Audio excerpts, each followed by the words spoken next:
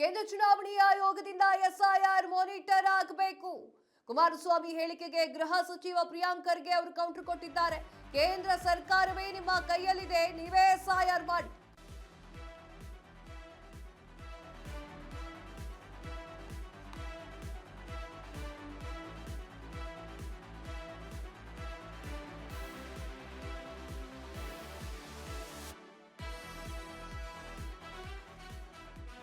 ಕೇಂದ್ರ ಚುನಾವಣಾ ಆಯೋಗದಿಂದ ಎಸ್ಐಆರ್ ಮಾನಿಟರ್ ಆಗಬೇಕು. ಕುಮಾರಸ್ವಾಮಿ ಅವರ ಹೇಳಿಕೆಗೆ ಗೃಹ ಸಚಿವ ಪ್ರಿಯಾಂಕ್ ಖರ್ಗೆ ಅವರು ಕೌಂಟರ್ ಅನ್ನ ಕೊಟ್ಟಿದ್ದಾರೆ. ಕೇಂದ್ರ ಸರ್ಕಾರವೇ ನಿಮ್ಮ ಕೈಯಲ್ಲಿದೆ, ನೀವೇ ಎಸ್ಐಆರ್ ಮಾಡಿ, ನಾವು ಎಸ್ಐಆರ್ ವಿರೋಧಿಗಳಲ್ಲ ಅಂತ ಹೇಳಿ ಪ್ರಿಯಾಂಕ್ ಖರ್ಗೆ ಅವರು ತಿರುಗೇಟನ್ನ ನೀಡಿದ್ರು. ಕೇಂದ್ರ ಚುನಾವಣಾ ಆಯೋಗದಿಂದ ಆತಂಕ ಸೃಷ್ಟಿಯಾಗಿದೆ, ಪಾರದರ್ಶಕವಾಗಿ ನಡೀಬೇಕು ಅನ್ನೋದು ನಮ್ಮ ಒತ್ತಾಯ.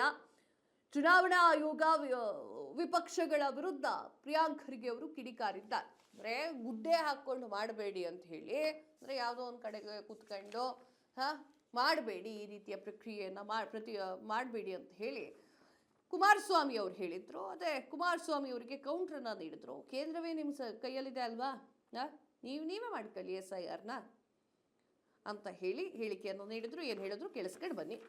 ನೋಡಿ, ಏನೇ ಮಾಡಿದ್ರು ಕೂಡ ಕಾನೂನು ಮೀರಿ ಯಾರು ಮಾಡೋಕ್ಕಾಗಲ್ಲ. ಎಲೆಕ್ಷನ್ ಕಮಿಷನ್ ಅವ್ರದ್ದು ಅಬ್ಸರ್ವರ್ಸ್ ಇರ್ತಾರೆ. ಅವ್ರ ಅಂಥದ್ದೇನಾದರೂ ಕ್ರಿಯಾಲೋಪ ಆಗಿದ್ರೆ ಅಥವಾ ಬೇರೆ ರೀತಿಯಾದಂಥ ಲೋಪಗಳಾಗಿದ್ರೆ ಅವ್ರು ಆ್ಯಕ್ಷನ್ ತಗೋಬಹುದು. ನಾವು ಯಾರು ಕೂಡ ಅವರಿಗೆ ಫೋರ್ಸ್ ಮಾಡಿ ಯಾವುದಾದ್ರೂ ಸಮುದಾಯ ಭವನಗಳಲ್ಲಾಗಲಿ ಅಥವಾ ಬೇರೆ ಕಚೇರಿಗಳಲ್ಲಾಗಲಿ ಮಾಡಿ ಅಂತ ಒತ್ತಾಯ ಮಾಡಿಲ್ಲ. ಈಗ ಅವರ ಆತಂಕ ಇರೋದು ಜನರಲ್ಲಿ ನಿಜ.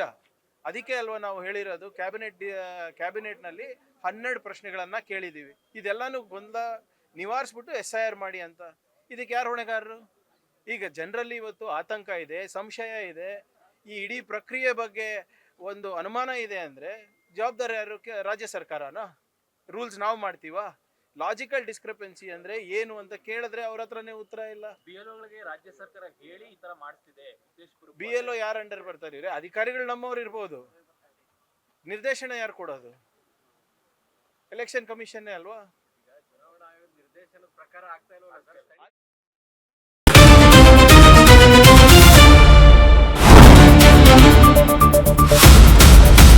ಸಂಪೂರ್ಣ ನ್ಯೂಸ್ 24/7 ಇದು ನೊಂದವರ ಧ್ವನಿ.